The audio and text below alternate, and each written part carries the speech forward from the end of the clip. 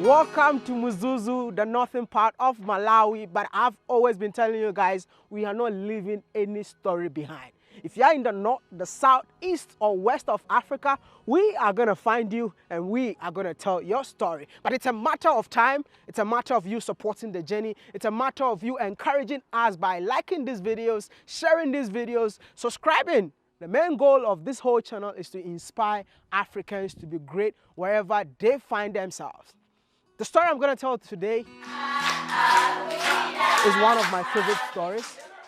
I've read about this lady. I got to know her existence the day I interviewed Salah Torres from Uganda, and people started tagging me in her story, telling me that, Maya, this is one story that you need to tell. And when I came to Malawi, I had to make it happen. But when I checked her location, I'm like, oh my goodness.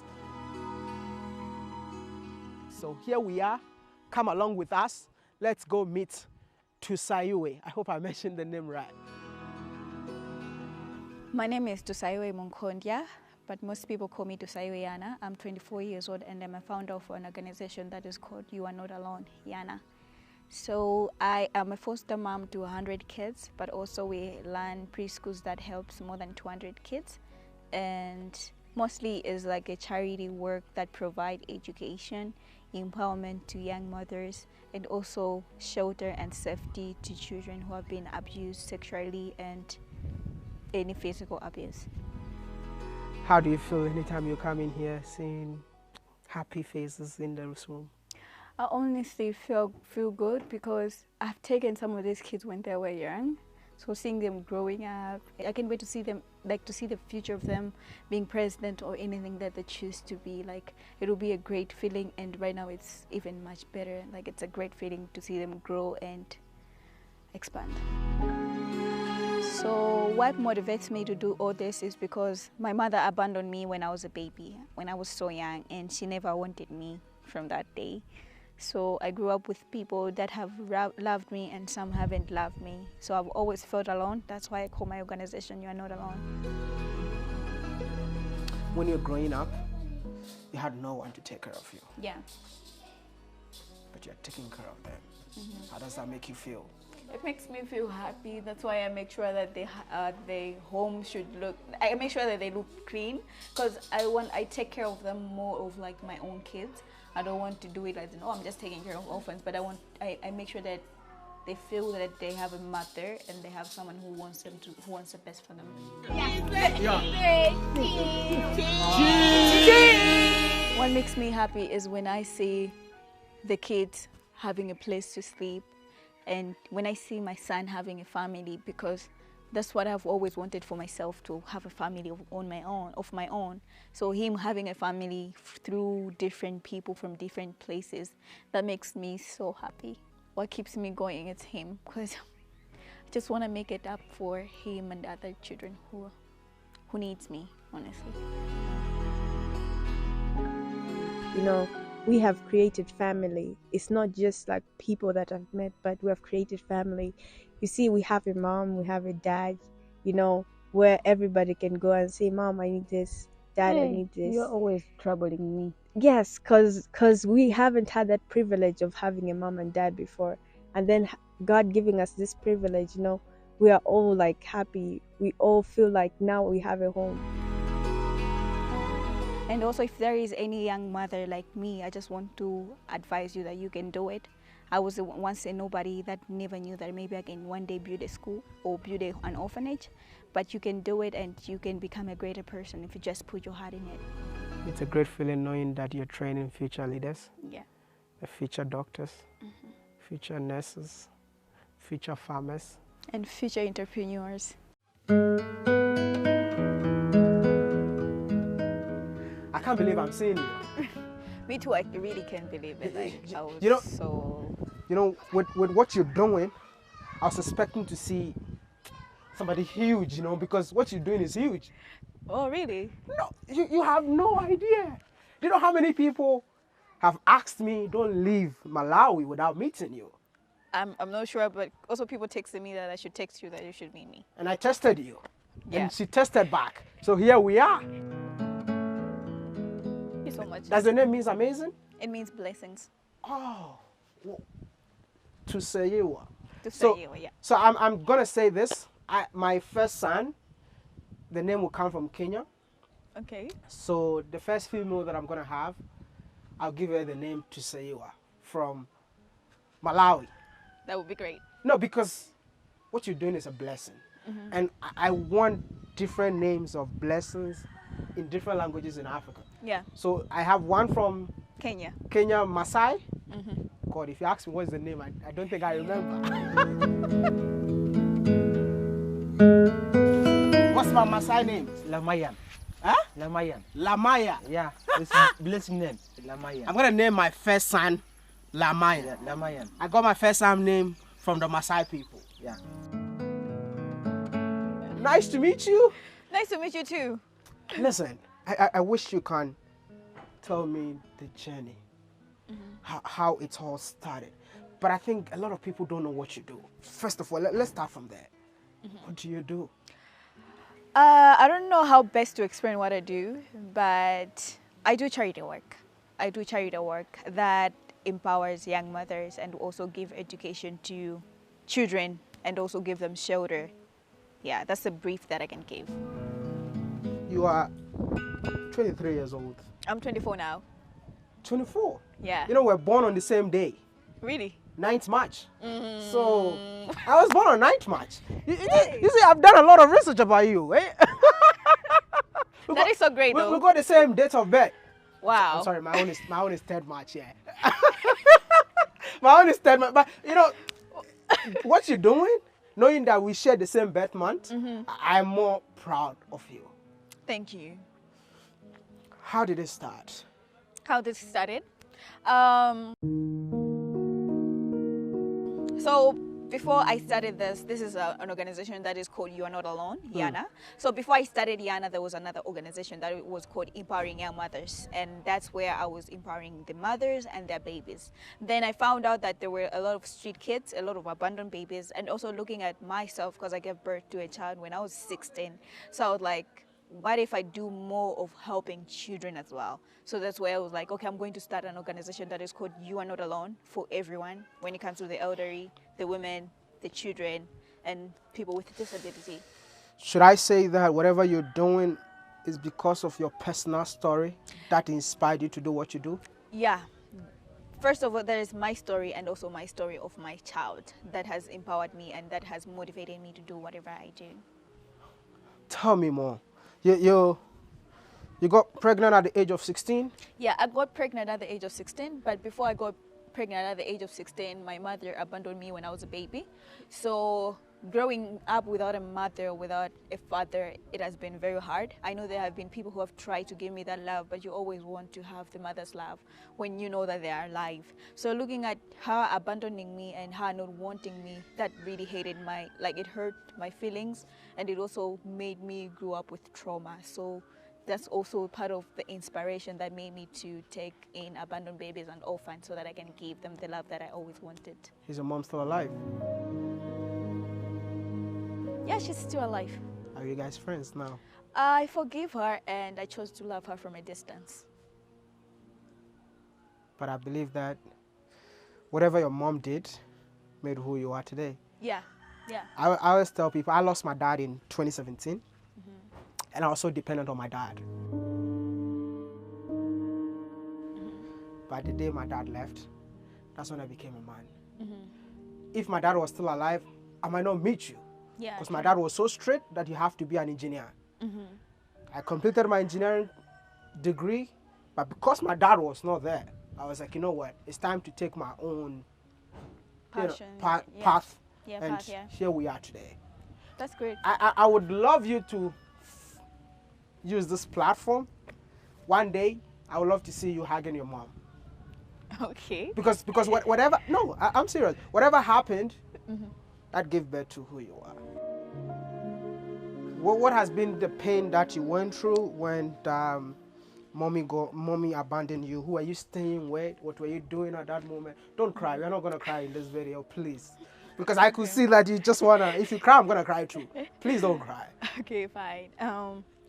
The challenges mostly that I saw was there were people that I used to stay with, And there are people who really look after me, and also, but there were people who were hurting me in the process of looking after me, you know, whereby I don't know what happens, but when someone is taking care of another child that is not theirs, there's always a difference that is always there, you know. There were times where they would tell me that, oh, this is why your mother abandoned you. This is why your father ran away from you. This is why you are alone. This is why you do this. You're not going to prosper in this life.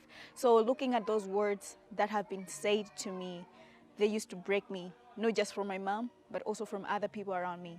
But lucky enough, I had my grandfather. My grandfather has always been there for me since I was born. Even when I got pregnant, he was the one who always had my back, and he was always the one who was looking after me and always believing in my dreams and my goals.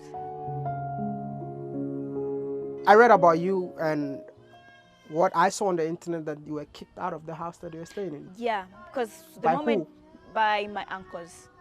Yeah, so they kicked me out of the house twice. The first time it was because I don't know. It was just like, oh, you like going to church.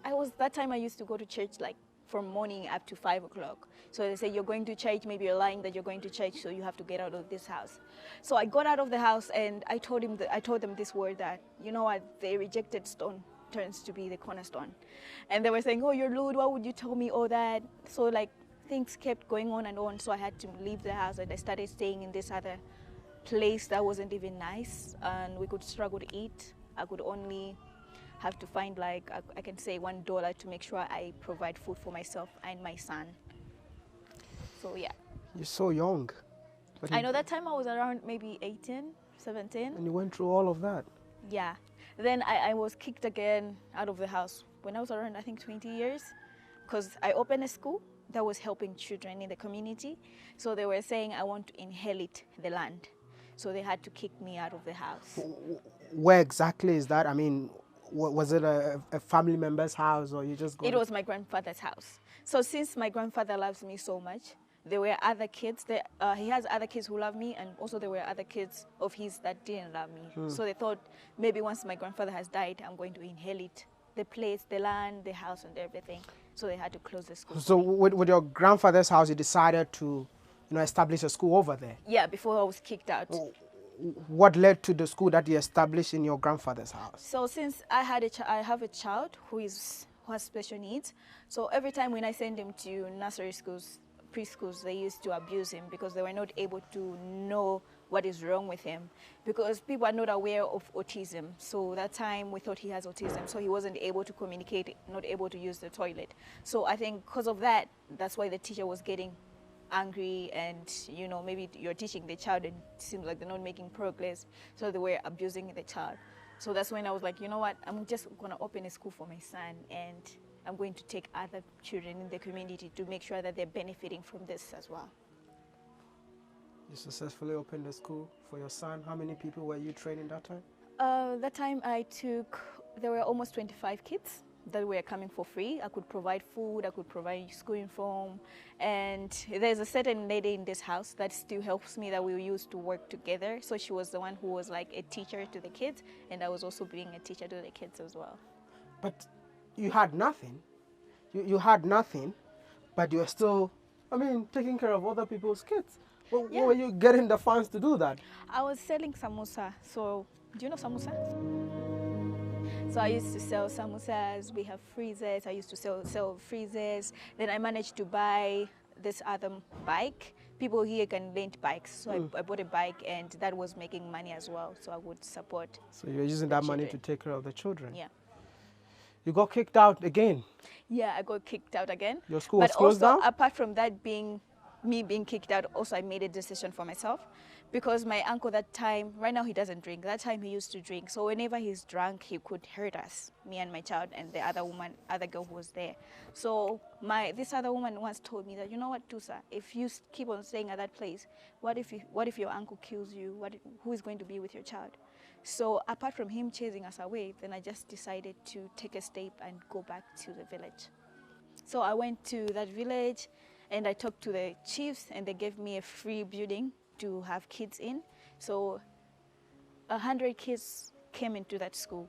So I started teaching the kids, Then this other woman was helping me monthly with money to pay for my rent and also buy food. And I could use the same money to share with the kids by cooking porridge for them. So these kids kept on coming. Then we were like, okay, per kid, everyone will be paying $1 to make sure that we pay the teachers and pay other staff. So then I joined TikTok, and that's when a lot of people came in to support after they heard my story. And as I was there in the village, that's when I was like, there's other kids who are still struggling to have a place to sleep. People are still abandoning babies, and that's when I started taking in babies and teen moms, and that's when, the family kept growing. How many kids have passed through your hands so far? Like, what do you mean? Like in total kids that you've been taking care of, because I believe that some of them comes and goes. Yeah. All of them has to be with you. So So we want to, right now we are planning to have the kids until they become independent, because there's other organization, there's a law that maybe kids have to go back to their families when they're 18, but there are other kids that don't even have a family. So if we let them get out of the orphanage or the safe home, that means they'll go back to the streets. So we just want to make sure that when the kids are leaving the center, they should be able to be independent, or they should have a job or business or something that they can help themselves. So currently, how many kids are under your care?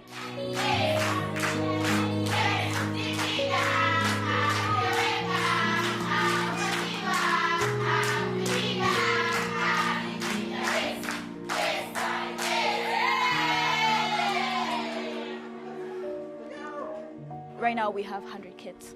100 kids. They all live here. No, we have 2 houses. This is the first one. Do you own the house? No, we are currently renting this house because the house that we were staying in the village became very small. So we decided to come in town and rent a place whereby the kids can be safe and they can have like security and water and electricity. So you took the kids out of the village and brought them to the city? Yeah. Plus they just wanted to experience life in town. So I was like, okay, I'm going to give you that. Yeah, amazing. Thank you. And you pay the rent yourself? I have people who donate through social media, so they help us with rent. But we're moving out because here in Malawi, once people know that you're an organization, they start raising the rent every month. So we were like, maybe we should just have our own place whereby we don't have to deal with rent, water, and maybe electricity. So are you building your own place now, or? Yeah, we're building our own place, so we're going back to the village. Going back to the village? Can you take me there? I will. I really want to see it. When you meet people that are so inspiring, it touches your heart. It makes you want to even just stop what you're doing and go and do what they do, because it's just mind-blowing, because you're so young, and what you're doing, it's massive. Thank you. What really inspires you? I just want to heal and be there for kids that don't have anyone to be there for them. So, like, at what age do you pick them up? I take babies, whether they're 2 days, 3 days, 4 days, I take them in. Have you had a baby of 1 day old? I mostly have had like 3 days. 3 days? Yeah. They gave birth to them and abandoned them? Or? They give birth and the mother dies while giving birth to the kid. Yeah. So, yeah. Do you have people that you work with? Yeah, I have women. I really can can manage everything by myself. How many people is them? Like, we have almost close to 20-something or 30-something women. And you have to pay all of them? Yeah, I have to pay them. But what job do you do apart from this? It's just, this is my job, so that means I have to talk to donors, I have to write proposals, I have to do that to make sure that people eat. I pay people and make sure that the people are happy as well as they're working with me. Great job, guys, say hi. She's an African doing incredible stuff, and I wish as Africans watching this video will come true for her. Do you have pages that you accept donations and stuff? Yeah, I mostly put the link for donation on my Instagram, but I also prefer there's other people who wants to make like big donation, then they want us to write to them. Like, I'm okay with the rings and people just donating to my GoFundMe is okay as well. Give me GoFundMe page Okay. that you run it yourself. So I'm gonna lead this campaign myself. I always do. From the day we released the video, from the first day to 1 month, I'm gonna make it happen. Thank you. I don't want to cry. I'm trying so hard because I feel like what you're doing is mind blowing. Thank you so much. And whatever I can do, together with them, we're gonna make it happen to support the dream. You know, they say Africans don't support each other, but I'm telling you guys, we're changing that narrative. The GoFundMe is gonna come from here, just like what you did for Salah Torres. The school is almost ready. I'm gonna go there, take you guys there for you guys to see. But I believe that we can have that impact in Malawi. Let's make it happen. The link is in the description.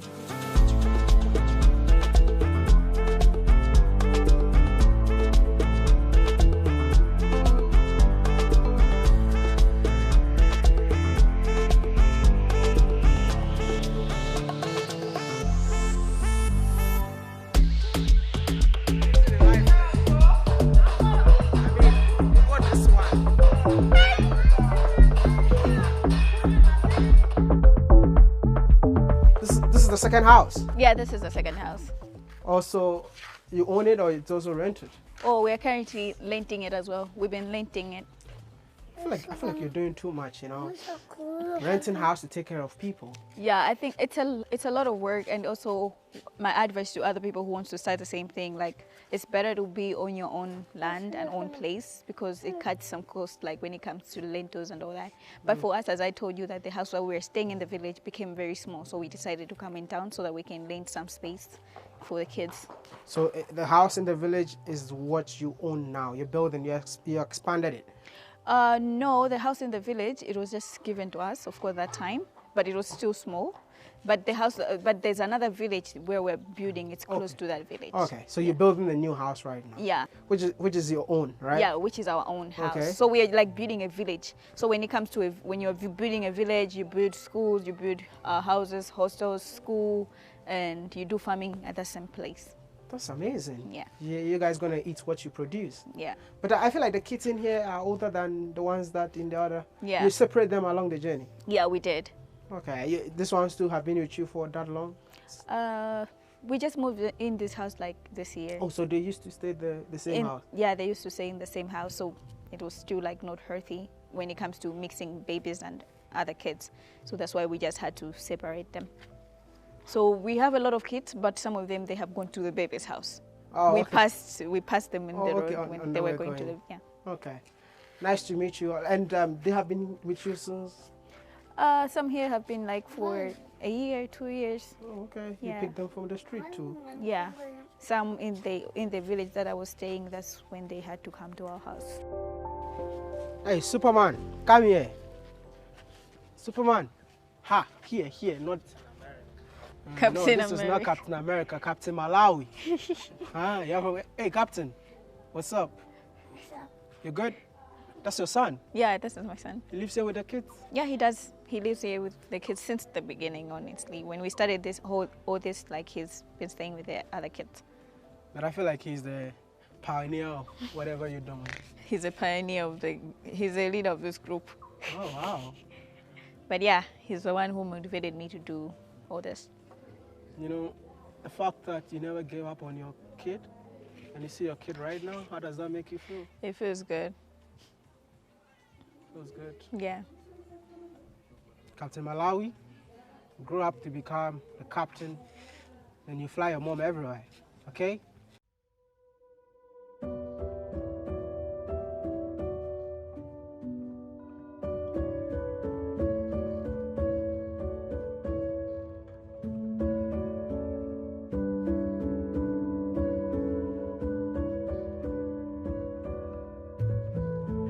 Tusa, this is the place, Yeah, this is a place. a new home. You mean you did all this? Yeah, and we have done it for like 5 months. We've been building for 5 months now. Will this you year. saving or money that comes from donors and you put all of them together to establish this? Yeah, like all the funding that people have been donating, I've been putting it into building, because like I feel like once we settle on our own place, we're going to be able to do a lot of things instead of just renting a place. Can I ask you a question? Yeah. Do you have your own home? Do you have your own house? I don't even have. I don't even have, like, even people ask me, do you have a personal car? I don't even have. Like, I just want to make sure that the kids are okay and they're stable. That's what I need. Bless your heart. Yeah. And what building is that? That is the secondary school. That is going to be done like almost like next week. Secondary school. Yeah. Why are you building a secondary school? Because as you can see where we are, there is no school here. So with the children that I have, they won't be able to go to the schools that are very far. So just to make sure that they get the education and they get to also, like, for distance wise, I think they're going to benefit so much on that. And plus, as you can see, this house is huge. So we decided to start with the secondary school so that we can get done with it quickly, so that we can move in there. Then we can finish the house. So you move in there to stay there? Yeah. While the secondary school is still going on? Yeah. And you take time to finish this? Yeah, we have been building this as well. As we were building that, we have been building this. Why are you taking so long to finish it? Because it's huge. So there's a difference. That is like a small classroom. Of course, it's like that is entering 2 times in this. So looking at this, we wanted to take time to make sure that we do it properly, because it will need, I don't even know how best to explain this, but it will need a lot of things than what a classroom can need. Do you have the funds for this already? Yeah, there's some people who are funding it through the GoFundMe as well on the social media. What is your total amount on the GoFundMe account? For this? No, I mean, like, how much money have you saved? Have you had so far from the GoFundMe account? I'm not really sure about that. Yeah, but we've been running the GoFundMe for a year, so the GoFundMe has been able to help us with buying cars that have been used for transportation to bring stuff here this side. We have used it to buy the land. We have used it to feed the kids, pay school fees, and pay the rentals from where we are. Where's the land allocated for the clinic? So for the clinic, the land that you are seeing that has been cleared, that's where we're building a clinic. We're starting next week, because ever since we started building to this land, we have witnessed almost more than 5 deaths of young children because they haven't been able to go to the hospital because of distance. So some could even die on the road. Some would die at home because even the parents are not able to buy maybe Panadol or something like that. I know you need a clinic so badly. Yeah. But as I stand here, I feel like you still need a primary school, because when I went to the first school, I saw so many kids that you had. Yeah. I wish I could do honestly, I know we are building a lot of stuff, but this is because we have come here to a place that looks like there's nothing, like a desert. And when you're looking after children, there's so many things that can happen. A child can die, a child can get very sick. So that's why we ended up like, okay, let's build a clinic, let's build a secondary school, just because we want it to be sustainable. We want it to be a place where it can stand on its own. Like if we have emergencies of the kids with diabetes, if we have emergencies of kids with asthma, we should be able to treat them here before it gets worse.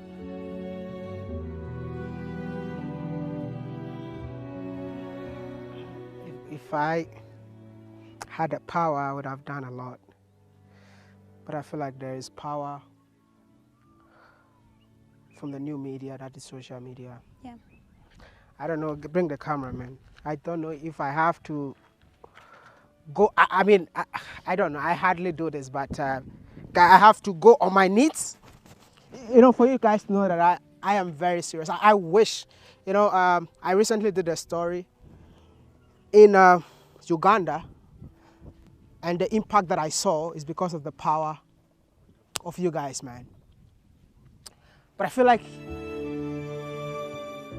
he's so young to carry all this burden. I'm going to kneel as well. No, you just stand. Let me do this on your behalf. I'm going to kneel as So, well. I just want to do this. I want to be an ambassador for this young lady. She has not asked me to, but I feel like what she's doing, she needs help or support from you and I. So I am going to do something. I'm not going to tell you guys, but I want you guys to also do something.